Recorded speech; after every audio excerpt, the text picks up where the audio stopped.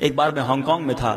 اب ایک صاحب تھے ہانگ کانگ میں 35 سال، اپنی زندگی کے 35 سال اس بندے نے وہاں نوکری کی، پیسے بھیجتا رہا. پنجاب کے اسلامی بھائی تھے، پیسے بھیجتا رہا. اچھا وہاں کیا کرتے تھے؟ چوکیداری کر کے اچھے پیسے بنتے تھے. یہاں بھیجتا گیا، ادھر کوٹھی بن گئی، لیکن آ نہیں پائے. یہاں چوکیدار رکھا، اس کوٹھی پر چوکیدار، خود ہانگ کانگ میں چوکیدار. آخرکار گھر والوں نے کہا ساری زندگی گزار لی، اب تو کوٹھی بھی بن گئی، اب تو آ جاؤ. اب اس نے سارے دوستوں کو جمع کیا، کہا میں نے بہت محنت کر لی، اب میرا گھر بھی بن گیا. Now my future is so bright, I have to go. میں تیار ہوں اب جانے کے لیے.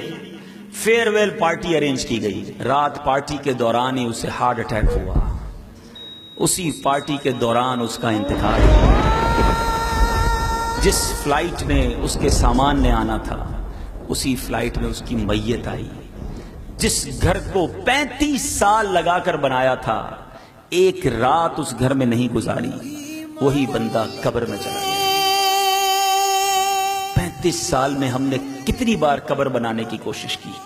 آپ سب، میں بھی آپ کے ساتھ شامل ہوں. میں اپنے آپ سے بھی بات کرتا ہوں. صبح سے شام دنیا کی فکر تو ہے، مگر جس قبر میں آج رات بھی جا سکتا ہوں وہ قبر روشن ہوگی کہ نہیں، اس کی کس کو فکر ہے؟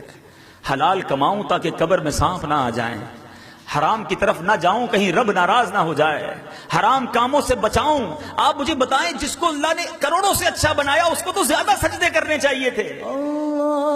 مجھے اور آپ کو یہ ٹینشن نہیں کہ پہلی تاریخ کو مجھے تنخواہ ملے گی یا گھر میں کھانے کو کیا ہوگا.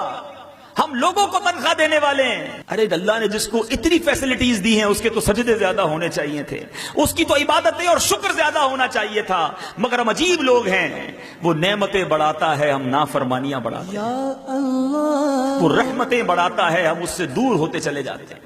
دنیا میں ہمیں کوئی اچھا گفٹ دے دے، کوئی ایک بار اچھا برتاؤ کر دے، ہم اس کے تھینکسفل ہو جاتے ہیں کہ نہیں جناب یہ بندہ جو ہے میرے ساتھ کتنا اچھا اس نے برتاؤ کیا، اب میں اس کو کبھی ناراض نہیں کروں گا.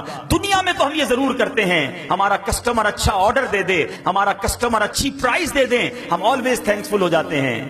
اللہ مجھے اور آپ کو نعمتیں دیتا ہے، ہم نافرمان ہو جاتے ہیں. خدارا وطن سے باہر جانے کے خواب دیکھنا چھوڑ دو. اپنے وطن کی آدھی روٹی اپنے ماں باپ کے ساتھ اچھی ہے، باہر کی 4 روٹیاں وطن سے دور رہ کر